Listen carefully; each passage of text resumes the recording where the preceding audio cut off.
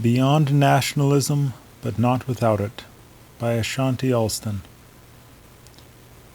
Quote, "What motivates me more than anything else about anarchism and its relevance to Black Revolution is that it has offered me some powerful insights into why we have not been able to recover from our defeat, the 60s revolution, and advance forward to the kinds of unities, organizations, and activities that make for invincible revolutionary movements."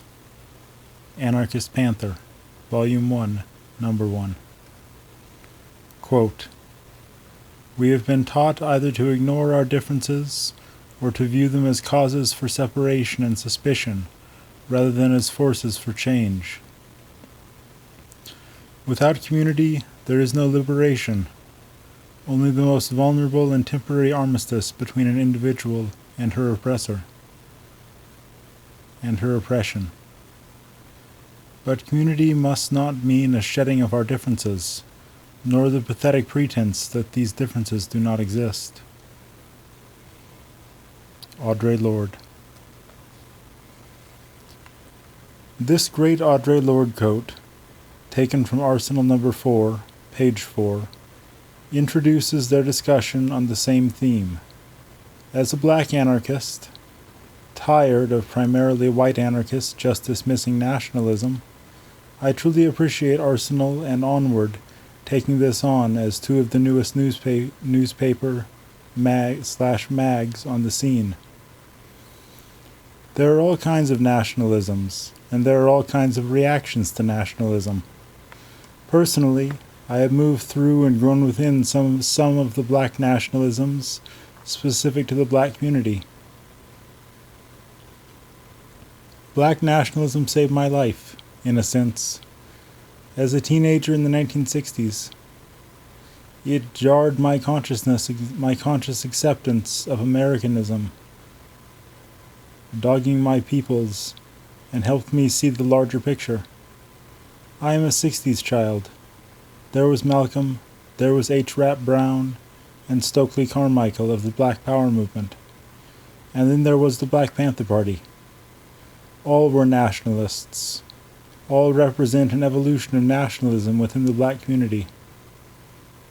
Because of the totally racist, genocidal dynamic within this Babylonian empire, the black nationalist understood that we must primarily look to ourselves to free ourselves.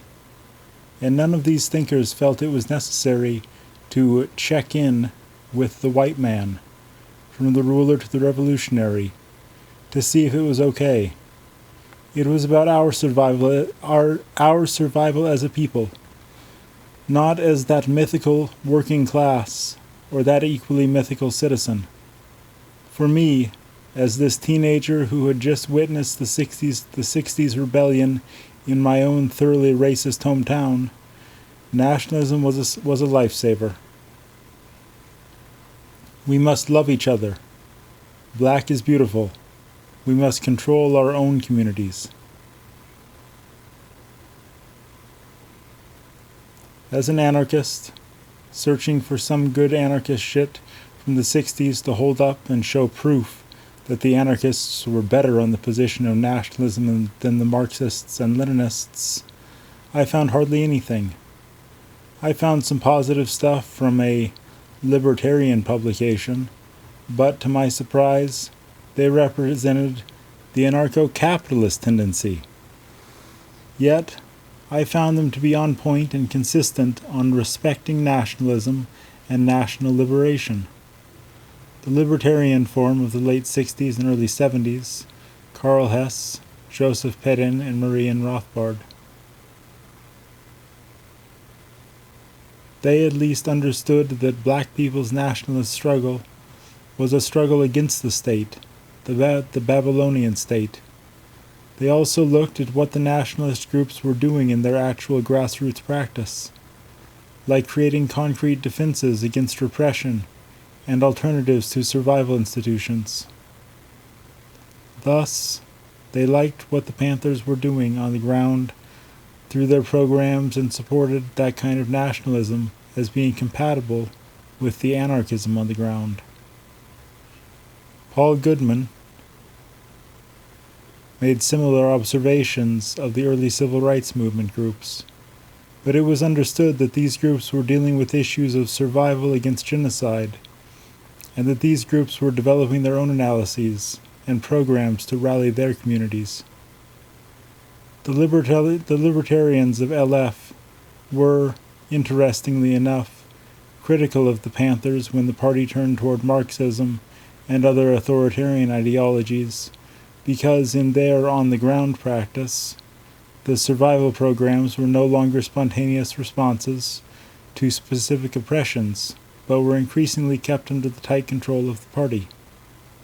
Power to the people versus power to the party? Nationalism and statism are different because nationalism can be anti-state, but they can have commonalities, in that nationalism may only be against a particular kind of state, such as a racist state or a fascist state. Anarchism and nationalism are similar in that they are both anti-statist. But what does it mean when the specific anarchist movements within a specific country are racist and dismissive of any and all nationalism, be it reactionary or revolutionary? For me, even the nationalism of a Louis Farrakhan is about saving my people, though it is also thoroughly sexist, capitalist, homophobic, and potentially fascist. Yet, it has played an important part in keeping a certain black pride and resistance going. Their on-the-ground work is very important in keeping an anti-racist mentality going. As a black anarchist, that's my issue to deal with, because they're my folks. But it points to where anarchism and nationalism have differences. Most anarchists in the U.S. have no understanding of what it means to be black in this fucked up society. We do not have the luxury of being so intellectual about the excruciating boot in our collective neck, this modern-day middle passage into the prison-industrial complex, and other forms of neo-slavery. As a postmodernist anarchist, identity politics is important to me. Every time I hear someone talk about my people as if we are just some working class or proletariat, I want to get as far away from that person or group as possible, anarchist, Marxist, or whatever. As a postmodernist anarchist, I also find my people's experience the foundation from which we find our way to liberation and power.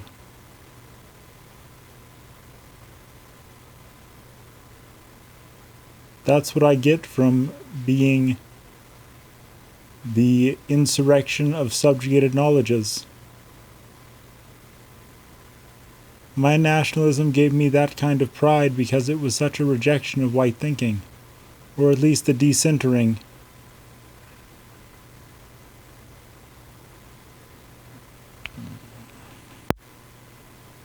Of the primacy of white thought, capitalist, socialist, whatever. Folks outside of our experience need to respect that they ain't got no monopoly on revolutionary thinking, and damn sure ain't got none on revolutionary practice. It is easy to sit back and intellectualize about our nationalism from the modernist, Eurocentric framework of rational, scientific, materialist models. While one does that, it is our nationalism that constantly rallies our people to come together. Remember our history, love ourselves, dream on and fight back. Black anarchists and anti-authoritarian revolutionaries understand the limitations of nationalism in terms of its historical sexism, hierarchy, or its modernist trappings in general.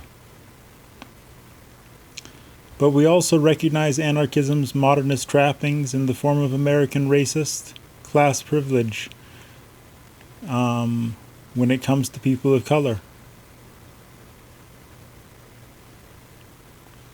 The efforts of Lorenzo Comboa Ervin, Greg Jackson, and others to build an organization/federation of black community partisans/organizers is an example of uniting black revolutionary anarchism and nationalism.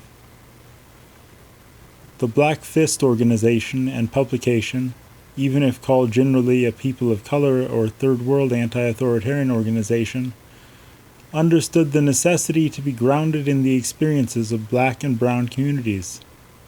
Thus, the experiences of the Panthers and the Brown Berets and similar groups were essential. The question seems to be whether white anarchists and anti-authoritarians can work with such groups. Even if those two groups no longer exist, their experiences are important. White folks need to deal with being anti-racist allies to folks of color communities and activists. Activists in particular, because we are usually whites' entry point into any possible relationship with our communities.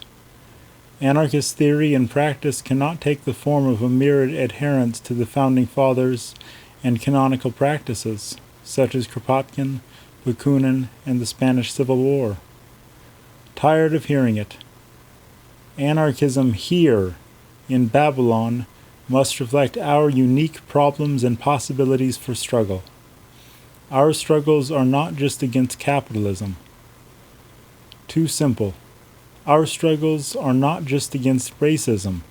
That's also too simple. There are all kinds of negative isms we are fighting against, and just as important, all kinds of worlds we are fighting for.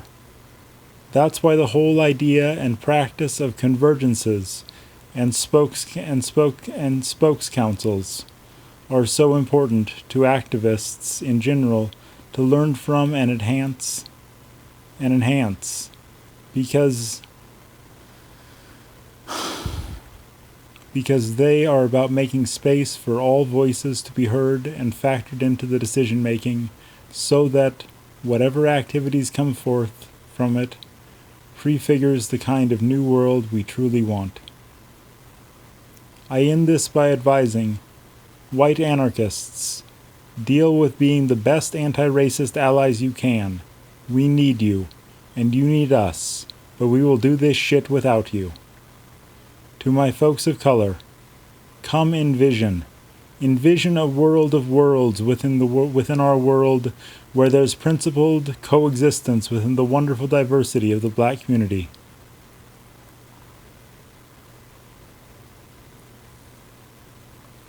Harlems / Spanish Harlems / Watts / hip-hop communities / villages of the Carolina coast / college communities / gay, lesbian, bisexual, transgender communities / Zulu Nation / New African / religious communities that come together mainly on Saturday or Sunday / squatter communities / outlaw communities / Kemetic communities / Igbo, Ghanaian, Sierra Leonean, Ethiopian Rasta neighborhoods / nomadic poet artist tribes / and then those of us who just be plain ignorant and harmless and crazy when we have to be, and fun-loving and like to journey through and between communities and sometimes just create new mixed ones.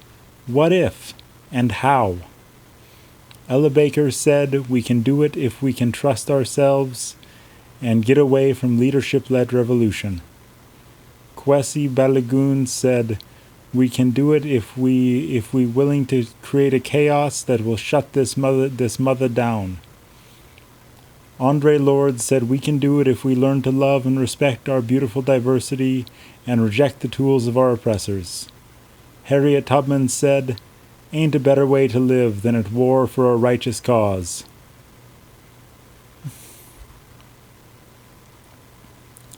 And Franz Fanon said, "If we smack that mother across the face, drive that pig out of our territory at the point of a gun, it is liberating for the soul."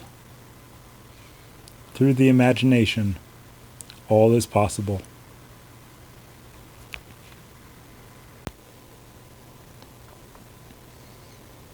Ashanti Alston is a former member of the Black Panther Party, former prisoner of war / Black Liberation Army, presently. Board member of the Institute for Anarchist Studies, Critical Resistance, New York City, Estación Libre, People of Color Zapatista Support Group, and Anarchist, Anti-Authoritarian People of Color Study Group.